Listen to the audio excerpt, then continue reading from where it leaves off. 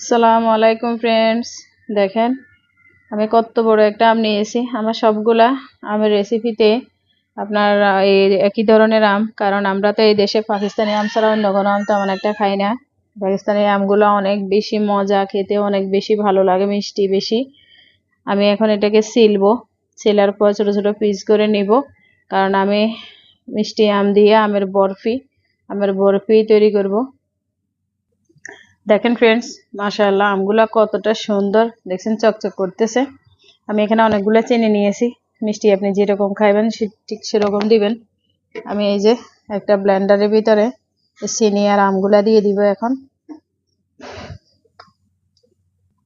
দেখেন আমি চিনি আর আমগুলা দিয়ে দিছি।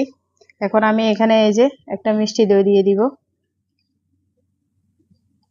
কারণ আমি এখানে ম্যাঙ্গো বরফি বানাবো। ম্যাঙ্গো বরফি বানাইতে একটা মিষ্টি দই লাগবে, একটা মিষ্টি দই দিয়ে এখন আমি এগুলাকে ব্লেন্ড করে নিব। দেখেন ফ্রেন্ডস, আমি একটা প্যান বসিয়ে দিয়েছি। আমি যে এগুলা ব্লেন্ড করলাম ওগুলো এখন ঢেলে দিব। ঢেলে দিয়ে আমি ভালো করে ফুটিয়ে নিব। কি করব দেখবেন। দেখেন ফ্রেন্ডস, এই যে আমার আমটা দেখেন এইভাবে হয়েছে। আমি পানিটা জাস্ট ভালোভাবে জাল করে পানিটা টেনে নিচ্ছি। এই যে দেখেন এরকম হয়ে গেছে। এখন আমি এখানে দিয়ে দেবো। আমার জালটা কিন্তু হাইয়ে আছে। দেখেন এই যে নারিকেল, এখানে অনেক নারিকেল, এখানে দুটা নারিকেলের যে কালো অংশটা সেটা ফেলে আমি এই নারিকেলটাকে ভালো করে মেশিনে কুড়িয়ে আনছি। মানে আমাদের তো এখানে সিস্টেম নেই কুড়ানোর, আমি মেশিন থেকে বাইরে থেকে করে এনেছি। দেখেন এটা দেওয়ার সাথে সাথে এগুলো ছেড়ে দিয়ে আসছে। কিরকম হয়ে গেছে দেখেন। দেখেন ফ্রেন্ডস, এই যে ছেড়ে আসছে এগুলা। দেখেন আমি এখানে কালারের জন্য 2-1 ফোঁটা এখানে অরেঞ্জ কালার দিয়ে দিব। দেখেন এই যে ফুড কালার, 2-1 ফোঁটা ফুড কালার দিয়ে দিব, যেন কালারটা খুব সুন্দর আসে, সেই জন্য বেশি দিব না। দেখেন ফ্রেন্ডস, এই যে মাশাআল্লাহ, দেখেন কতটা সুন্দর হয়ে গেছে। একদম ছেড়ে নিজে ছেড়ে আসছে। দেখেন নারিকেল দেওয়াতে নারিকেল যে গায়ে যেটা তেলটা আছে সেই তেলটার কারণে একদম ছেড়ে আসছে।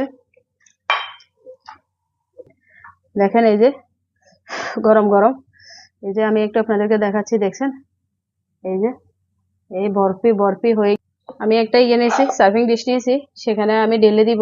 এভাবে ঢেলে এটাকে ভালো করে সেট করে নিব। দেখেন পুরোটাই ঢেলে দিচ্ছি একদম দেখেন ফ্রেন্ডস, এই যে আমার এই যে বরফিটা দেখছেন একদম লোহার মতো শক্ত হয়ে গেছে, জমে গেছে খুব সুন্দরভাবে। এখন আমি এটাকে ফ্রিজ করব। কিভাবে ফ্রিজ করব সেটাই ভেবে পাচ্ছি না।